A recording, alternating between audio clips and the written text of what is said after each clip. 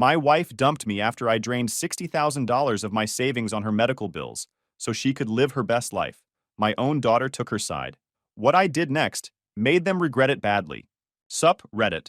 Imagine you wipe out $60,000 of your savings keeping your wife alive, and as soon as she can walk again, she decides you're just background noise in her new life and wants out. Now add your 19-year-old daughter calling you selfish for not supporting it, and you'll understand why I made sure they both regretted every move after that. I, 47 male, married my wife Marla, 46 female, for 23 years. We have 2 kids, a life that wasn't perfect but was ours. We met in our early 20s, got married young, did the whole building a life together thing. Our daughter Brielle turned 19 last spring. Son Camden just turned 17. Normal family stuff, weekend barbecues, helping with homework, arguing about whose turn it was to take out the trash. Marla was a nurse at the county hospital until she went part-time when the kids were little, then eventually stopped working altogether about 8 years back. Said she wanted to focus on the home, on the kids. I didn't fight it. We were doing fine on my income, and honestly, having her handle everything at home made my life easier.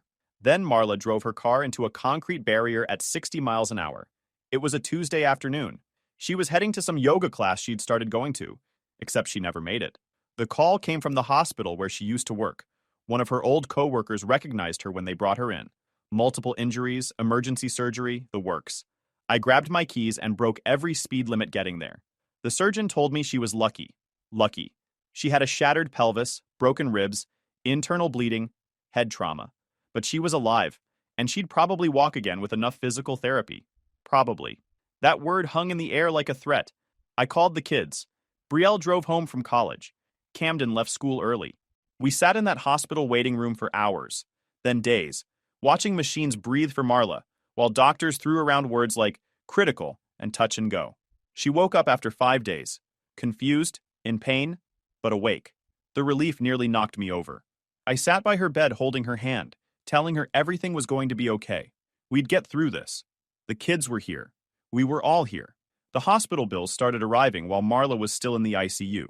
Insurance covered some of it, but we had that high deductible plan because it was cheaper monthly, and we'd never needed it for anything serious before. Turns out serious comes with a price tag that'll make you physically ill. $15,000 for the ambulance and ER. $32,000 for the first surgery. Another $20,000 for the second. ICU costs stacking up by the day. Then rehab, physical therapy, medications, follow-up appointments. The numbers just kept climbing. I paid everything. Took out a loan against my 401k. Drained our regular savings. Maxed out 2 credit cards. Didn't even hesitate. She was my wife, mother of my kids. You don't think about money when someone you love is fighting to walk again? Marla spent 3 weeks in the hospital, then came home. I took family leave from work to be there full-time, helped her to the bathroom, cooked her meals, managed her medications, drove her to every single physical therapy appointment. Brielle came home on weekends to help out. Camden was there every day after school. For the first month, Marla was grateful, thanked me constantly, said she didn't know what she'd do without me. The physical therapy was brutal. By week 6, she could walk around the house without help. By week 8, she was almost back to normal. That's when things started shifting.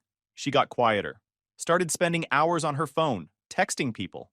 When I asked who, she said it was her support group for accident survivors. Made sense. Trauma bonding or whatever. I didn't push it.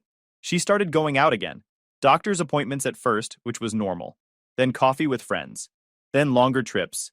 Said she was meeting other people from the support group, that talking to people who understood helped her process everything.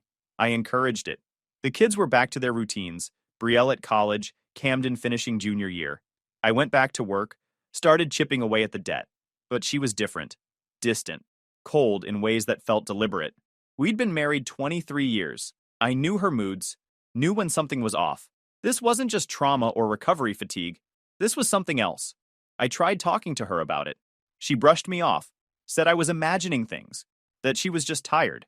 3 months after the accident, she could do everything on her own. A miracle, they said. Given how bad the crash was, she should have been dead or permanently disabled. Instead, she was fine. And the second she was fine, she stopped needing me, stopped thanking me for anything, stopped touching me, stopped looking at me like I was her husband, and started looking at me like I was some annoying roommate she was stuck with. I'd come home from work, and she'd barely acknowledge I was there. I'd try to talk about our day, and she'd give me one-word answers while scrolling through her phone. Something was coming. I could feel it building. That pressure in the air before a storm hits, when everything goes still and wrong. 4 months after the accident, Marla called a family meeting, said she needed to talk to all of us about something important. It was a Saturday afternoon. Brielle was home for the weekend. Camden was in his room playing video games. Marla told me to get him, that we all needed to sit down together. I thought maybe she'd gotten bad news from her doctor, some delayed complication from the crash, or maybe financial stuff. She knew how much debt we were in because of her medical bills. We sat in the living room. Me, Marla, Brielle, Camden. Marla looked calm, too calm. That put me on edge immediately. I've been doing a lot of thinking since the accident, she started. About my life, about what I want, about what I've been missing out on. I waited. The kids looked confused. The crash made me realize something. I almost died, and when I was lying in that hospital bed, recovering, I started thinking about all the experiences I never had, all the things I gave up when I got married so young. Oh no, I want a divorce. The words hit like a slap. Brielle gasped. Camden's head snapped up from his phone. I just sat there, trying to process what I'd just heard. What? I managed. Marla looked at me like I was interrupting her. I want a divorce. I can take care of myself now. I'm recovered. And I've realized that I don't want to waste any more time in a marriage that doesn't fulfill me. Waste time? My voice came out wrong. Too high. Marla, what are you talking about? I got married when I was 23. I've only ever been with you. I never got to explore, never got to experience life properly. The accident was a wake-up call. I shouldn't have to settle for this anymore. Settle. That word burned through me like acid. You're saying this in front of the kids? I looked at Brielle and Camden, both of them frozen. You're announcing you want to blow up our family because you feel like you missed out on something? I'm being honest about my needs, Marla said, her voice dismissive. I want to explore, meet new people, see what else is out there. I deserve that much. After I spent everything we had on your recovery, after I took care of you for 4 months, you're telling me you want to leave now that you're better? That's on you. I didn't ask you to do that. The room went silent. Camden was staring at his mother like he'd never seen her before. Brielle looked between us, her face confused and hurt. Mom, Brielle said quietly. What's going on? Where is this coming from? Marla turned to her, her expression barely softening. Sweetheart, you're young. You'll understand this when you're older. Sometimes people grow and change. The accident changed me. I realized I don't have to stay in something that doesn't make me happy anymore. So you're just leaving Dad? Brielle said. Your father is fine. But I need more than fine. I need excitement. I need to feel alive again. I almost died, and I'm not going to waste whatever time I have left on boring. I couldn't believe what I was hearing. The entitlement. The complete dismissal of our entire life together. Of what I'd sacrificed. Of our family. I waited for Brielle to say something. To defend me. To call out how insane this was. Instead, she turned to me. Dad, you're being really selfish right now. I stared at my daughter. What? Mom almost died. She's been through something traumatic. And instead of supporting her, you're making this about you. Like always. Making this about me? Brielle, she just announced she's divorcing me in front of you and your brother because she wants to go explore other men. Oh my God, stop being so dramatic. That's exactly what she said. She said she's only been with me and wants to experience other people. What do you think that means? Brielle's face flushed. You're being cruel. Mom deserves to be happy. She deserves to live her life how she wants. You should be mature enough to accept that instead of throwing a tantrum. I looked at my daughter, my 19-year-old daughter, who I'd raised, who I'd paid for, who I'd supported through everything, and she was looking at me like I was the villain. Like I was the one being unreasonable for not enthusiastically supporting my wife's plan to leave me. Are you serious right now? You're taking her side? There shouldn't be sides, Dad. This is about Mom's healing journey. You're being selfish and controlling. God, it's exhausting. Controlling. Selfish. Exhausting. The words my daughter was using to describe me while my wife sat there announcing our divorce. Camden stood up. You're both out of your minds. Everyone looked at him. Mom? You're seriously doing this? Camden's voice was hard. Dad took care of you every single day. He went into debt for you. And now you're just leaving because you want to hook up with other guys? Camden, that's not... Marla started. Yes, it is. That's exactly what you're saying. And you... He turned to Brielle. You're really going to sit here and call Dad selfish when he's the one who's been there for everyone? When Mom is the one blowing up our family because she wants to mess around? Don't talk to me like that, Brielle snapped. You're too young to understand this. You're a child. I understand that Mom's being a terrible person, and you're supporting her because you're just like her. Brielle stood up, her face red. Forget you, Camden. Both of you, stop, Marla said, but there was no real authority in her voice. She looked at me. This is exactly why I wanted to talk about this as a family, so we could all move forward together. Be adults. I stood up. My hands were shaking, but my voice came out cold and clear. You want to move forward? Fine. You and Brielle can get out of my house. Marla blinked. Excuse me? You heard me. You want a divorce? You want to explore? You think you can take care of yourself now? Prove it. Get out. Dad, Brielle started. You too. If you think your mother's right, if you think I'm the problem here, then you can go with her. See how that works out for both of you. You can't kick us out, Marla said, her calm finally cracking. This is my house too. Don't be ridiculous. And we'll settle that in divorce court. But tonight, you leave. Both of you. Pack your things and go. You're being a controlling jerk, Brielle said, tears in her eyes now. This is exactly what Mom was talking about. You're proving her point. Then you should be happy to leave. Go be with your mom while she figures out her new life. I looked at Marla. You've got 1 hour. Take whatever you need for a few days. We'll deal with the rest through lawyers. Camden was standing next to me now, his arms crossed. A united front. The only person in this family who apparently had any sense. Marla and Brielle left that night. I watched them pack bags, listened to Brielle crying and calling me horrible, stood there while Marla looked at me like I was the one who destroyed everything. The second the door closed behind them, Camden turned to me. You okay? No, I said, but I will be. That night, after Camden went to bed, I started looking. If Marla wanted a divorce out of nowhere, there had to be more to it. People don't just wake up after 23 years and decide to blow everything up for no reason. I checked our shared computer, the one Marla used when her phone was charging. She'd never been great about logging out of things. Found her messages in about 10 minutes. His name was Holden. They'd met in her support group, which apparently was just code for wherever people go to find affair partners these days. The messages went back 3 months, right around when Marla started going out more, right when she started getting distant. But it was worse than just an affair. I scrolled through their conversation history, my stomach turning with every message. They'd been planning this. Not just the relationship, the whole thing.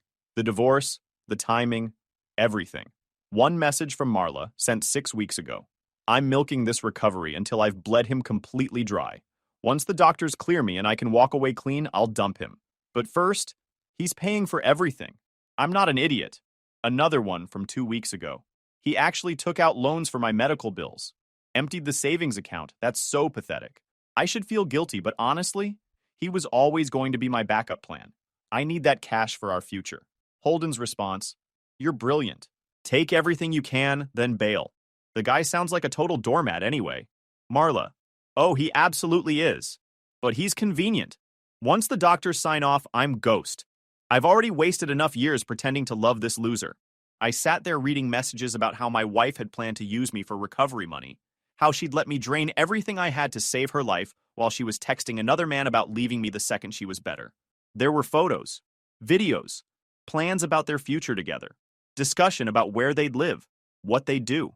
Holden was recently divorced, had some money, and Marla was already planning how they'd spend it together. She'd played me, completely. Let me hold her hand in the hospital, thanked me for being there, took every cent I could give her, all while planning her exit strategy with some guy she'd met online. The accident hadn't changed her. It had just given her an excuse. I took screenshots of everything, of every message, every photo, every piece of evidence that showed she'd been planning this affair before she even announced the divorce. Then I did something I should have done earlier. I checked our finances. We had a joint checking account, but I knew Marla had her own savings from before we got married. She'd kept it separate, said it was her security blanket. I'd never pushed because I thought it was healthy for her to have her own money. We'd both contributed to household expenses from our respective accounts when she was working. Except she'd stopped contributing years ago when she quit her job. I'd been paying for everything, mortgage, food, utilities, kids' expenses, while she just kept her money, saved it, built it up while I spent mine on our life. I found her bank statements in her desk drawer. She wasn't even trying to hide them. Why would she? I'd never snooped before. She had $83,000 in savings, money she'd accumulated over the years, money she'd never mentioned, never offered to help with when we were struggling, never touched when I was taking out loans to pay for her medical care. While I drained my accounts and maxed my credit cards to save her life, she'd been sitting on a pile of cash and planning her escape with another man. The rage that hit me was cold. Not hot and explosive, cold and calculating. She'd used me, manipulated me, let me destroy my financial security while she protected hers, all so she could leave me the second she didn't need me anymore. I called a lawyer first thing Monday morning. Here's something I hadn't thought about in years. We had a prenup. Marla had insisted on it before we got married. She came from money. Her parents had died when she was in college and left her a decent inheritance. She'd wanted to protect that money. And honestly, I didn't care at the time. I wasn't marrying her for her money. So we signed a prenup that basically said what was hers before marriage stayed hers, what was mine stayed mine. But there was a clause. A clause I'd completely forgotten about because I never thought it would matter. If either party committed adultery, the prenup was void. Everything became marital property, split 50-50. My lawyer laid it out for me. The irony was beautiful. Marla had insisted on that prenup to protect her money, and her affair had just made all of it fair game. File everything, I told him. Divorce petition, asset disclosure, all of it. I want her served by the end of the week. What about your daughter? What about her? She's over 18. But if you're planning to cut contact, I'm planning to cut her out of my will. That's legal, right? He nodded. It is. I'd recommend we draft a new will as part of this process. Make it very clear who your beneficiaries are. We'll include a no contest clause just in case she tries to challenge it. Just Camden. Everything goes to him. Not a problem. We spent the next hour going over everything. The evidence, the timeline, the settlement I wanted. My lawyer was thorough, and by the time I left his office, I felt something I hadn't felt in months. Control. The papers were served to Marla on Thursday. She was staying with Brielle at some apartment they'd rented together. I know because Camden told me. He was still in contact with his sister, trying to get her to see reason. It wasn't working, but he tried. Marla called me 30 minutes after the process server left. I let it go to voicemail. What the heck is this? You're claiming I had an affair? You're trying to void our prenup? This is insane. Call me back. We need to talk about this. I deleted it. She called again, and again. Then Brielle started calling. I put my phone on mute. Camden came to me that night. Brielle's losing it. She's saying you're making false accusations against Mom. They're not false. I have proof. I know. I told her that. She doesn't want to hear it. Not my problem anymore. He hesitated. She asked if you talked to her. No. Dad, Camden, you're the only one in this family who stood by me. But your sister made her choice. She called me selfish and controlling for not supporting your mother's affair. She chose Mom's side, so she can deal with Mom's consequences. He nodded slowly. Okay. Just wanted to ask. 2 weeks later, Camden came home from school looking rattled. What's wrong? I asked. He dropped his backpack. Brielle knows about the will. I'd been expecting this. How? Mom told her. I guess your lawyer sent over the financial disclosure stuff, and the new will was in there. Brielle called me freaking out. What did she say? That you can't do this to her. That she's your daughter and you're punishing her for supporting Mom. That it's not fair. He paused. She's really angry, Dad. She made her choice. I know. I'm just warning you. She's talking about doing something. Like what? Camden shrugged. She wouldn't say, but she was talking to Mom when she called me, and they were both real worked up about it. The cops showed up 3 days later. I was home alone when the doorbell rang. 2 officers, a man and a woman, both looking serious. Are you the homeowner? The male officer asked. Yeah, what's this about? We need to ask you some questions about an allegation that's been made. Can we come in? My stomach dropped, but I kept my face neutral. What kind of allegation? Domestic violence. Your daughter filed a report claiming you physically assaulted your wife during her recovery from a car accident. For a second, I couldn't process what I'd just heard. Then it hit me. Brielle had actually done it. She'd filed a false police report. That's completely false, I said, my voice steady. My wife and I are currently going through a divorce. This is retaliation. We still need to ask you some questions, sir. I let them in.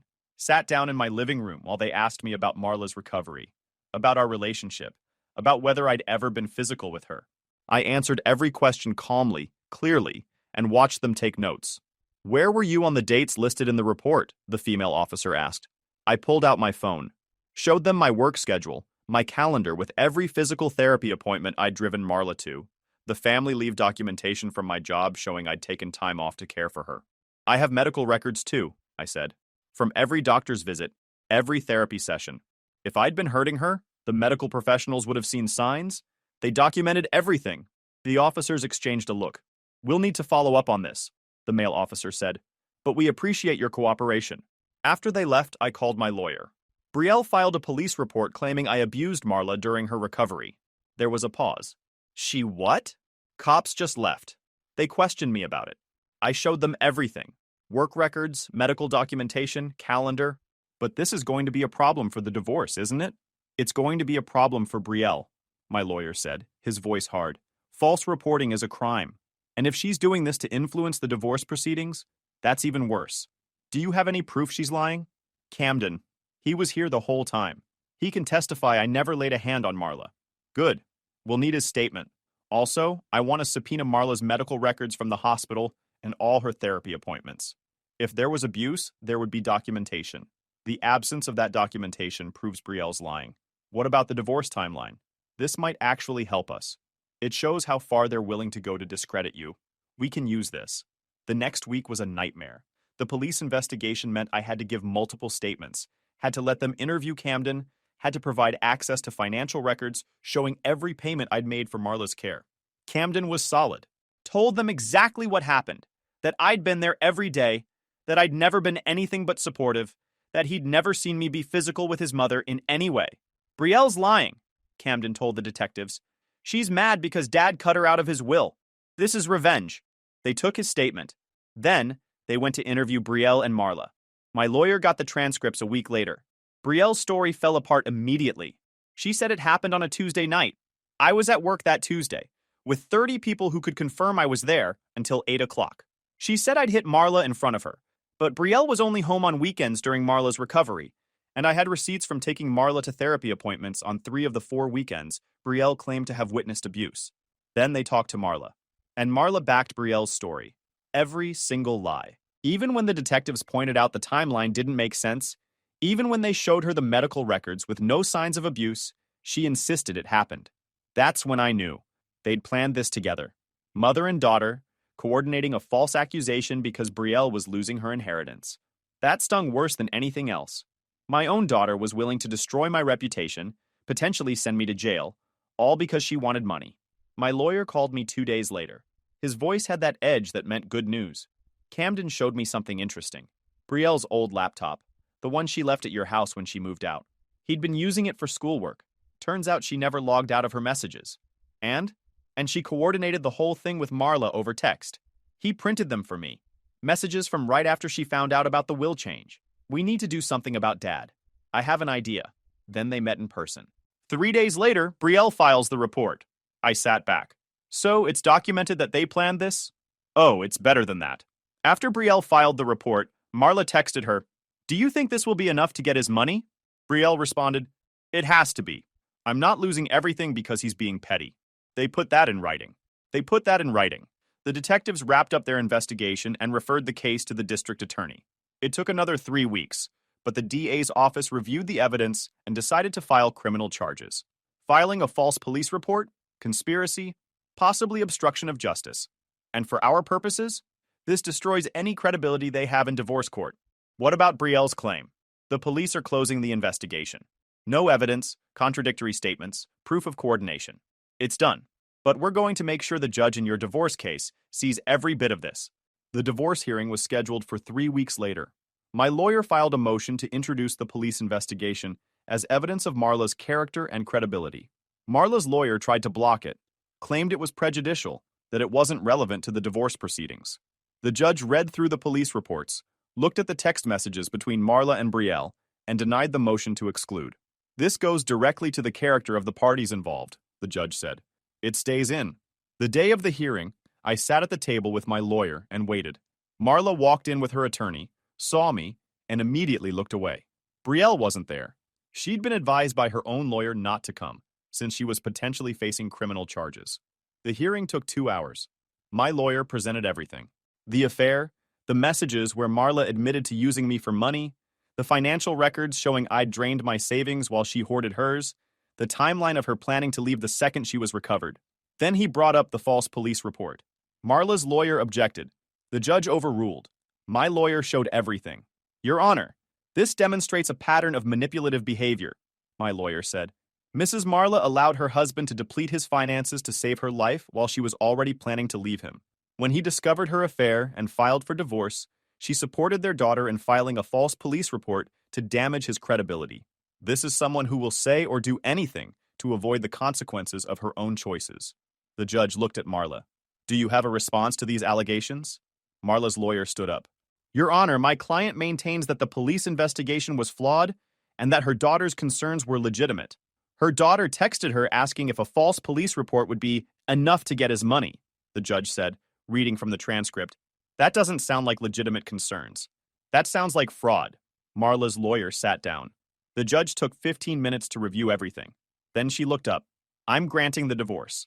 The prenuptial agreement is void due to adultery. All marital assets will be split 50-50, including Mrs. Marla's separate savings account. Given Camden's age and stated preference, and the pattern of behavior by his mother, the court recognizes him as residing full-time with his father until he reaches majority. Mrs. Marla will reimburse Mr. for half of all medical expenses he incurred during her recovery.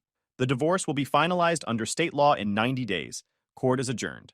Marla stood up, her face red. This isn't fair. Sit down, Mrs. Marla, the judge said, her voice calm but firm. Given the evidence of coordinated false allegations, this court has taken the behavior of the respondent into account in the division of assets and determination of credibility. The matter of criminal liability will be handled separately. Marla's lawyer pulled her back into her seat. I walked out of that courtroom with everything. The house, half of Marla's hidden savings, full custody of Camden, and a judgment that Marla owed me $30,000 in medical reimbursement. The divorce was final in 90 days. 2 weeks after the divorce was finalized, I found out about Holden's wife. Yeah, turns out Holden hadn't been divorced. He'd been separated, still legally married, still living in the same house as his wife, just working things out while messing around with my wife on the side. I'd suspected something was off when I first found out about him, so I did some digging, pulled property records, checked social media, the usual, found her name on the deed to his house, found wedding photos still up on her Facebook from 3 years ago, found family vacation pics from 8 months back. So I put together a file, screenshots of Marla's messages about their dates, hotel receipts I'd found while going through our credit card statements, timeline of when the affair started versus when Holden claimed to be separated. Then I sent it to her. One email. No dramatics, just, thought you should know what your husband's been up to. Here's the proof. Good luck with your divorce. She filed 3 days later.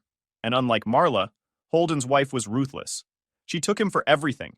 The house, the cars, his business assets, everything.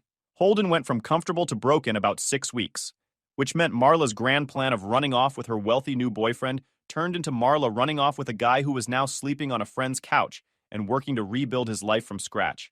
Camden told me the rest. He'd heard from Brielle, who'd heard from Marla. Apparently, Holden and Marla were taking a break to figure things out, now that neither of them had any money. I'd be lying if I said I didn't enjoy that news. But it got better. Marla had been staying with Brielle in that apartment, but Brielle was a college student working part-time. She couldn't afford to support both of them, and Marla had burned through most of her settlement money on stupid stuff. New clothes, new car, trying to impress Holden, I guess. Then, the DA filed charges against both of them for the false police report. Brielle got hit with filing a false report and obstruction. Marla got conspiracy charges on top of that. They both took plea deals. Community service, fines, probation. But it went on their records. Brielle's college found out. Her school opened a disciplinary review after the charges. When the texts and plea deal surfaced, she lost her scholarship and was suspended for violating the student code of conduct. Without the scholarship and without my money, she couldn't afford to go back. 3 months after the divorce was final, Marla showed up at my house. I was home alone. Camden was at a friend's when the doorbell rang. I looked through the peephole and saw her standing there. She looked rough, tired, older, like the last few months had aged her 5 years. I opened the door but didn't invite her in. Hi, she said quietly. What do you want, Marla? Can we talk? Please? We don't have anything to talk about. Please, just 5 minutes. I sighed and stepped out onto the porch, closing the door behind me. I wasn't letting her back in this house.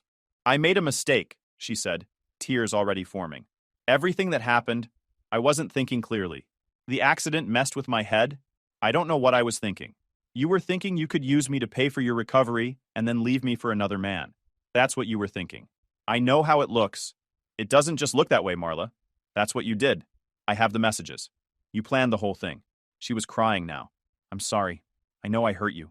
I know I messed up. But things are really hard right now. And I was hoping maybe we could. Could what? Get back together? She nodded, looking at me with those same eyes that used to make me feel something. Now they just made me tired. No, I said simply. Please, I'm struggling. Holden's gone. Brielle can barely support herself. I don't have anywhere to go. You have $41,000. You have a car. You have a nursing degree. Figure it out. I spent most of that money already. Not my problem.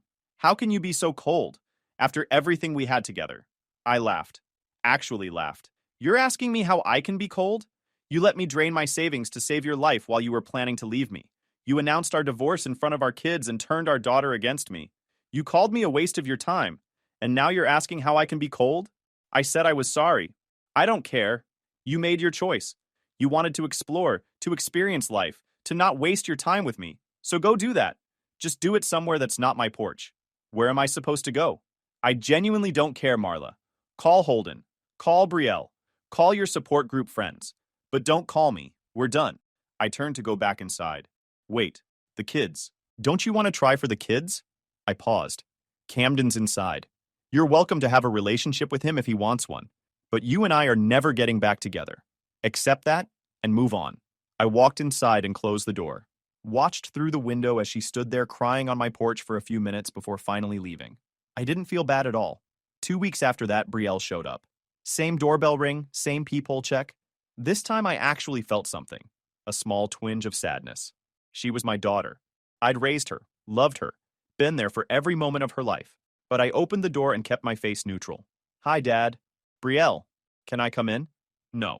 Her face crumpled. Please, I need to talk to you. So talk. I'm sorry. For everything. For what I said. For taking Mom's side. For the police report. For all of it. I was wrong. Okay? She waited, like I was supposed to say more. When I didn't, she kept going. I heard about the will. Camden told me you cut me out. That's correct. Dad, please. I know I messed up, but I'm your daughter. You're an adult who made adult choices. You called me selfish and controlling for not supporting your mother's affair. You filed a false police report against me. You chose her side, so you can deal with the consequences of that choice. I didn't know about the affair then. Yes, you did. I told you at the family meeting exactly what she was doing. You just didn't care because you were too busy defending her. Tears were running down her face now. I'm struggling, Dad. Mom's a mess. I can't afford the apartment on my own. I lost my scholarship. School is expensive. You're 19 years old. Get a job. Get student loans. Figure it out like millions of other college students. You'd really just abandon your own daughter? I'm not abandoning you.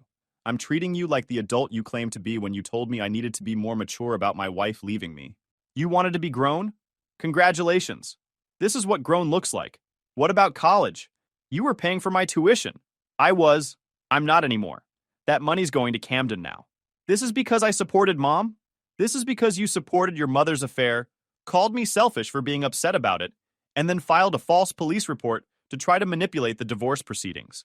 Actions have consequences, Brielle. You're learning that now. I hate you, she said, her voice breaking. That's your choice. Now get off my porch. I closed the door, stood there listening to her cry outside for a few minutes before she finally left. Camden came downstairs. He'd been in his room the whole time. You okay? Yeah, I said, and meant it. I'm okay. They made their choices. I made mine. And I'm sleeping just fine at night. Guys, we are so close to hit 100,000 subscribers on this channel. If you are not subscribed to the channel, please consider subscribing. It really helps hit that 100,000 mark. Thanks for making this dream come true.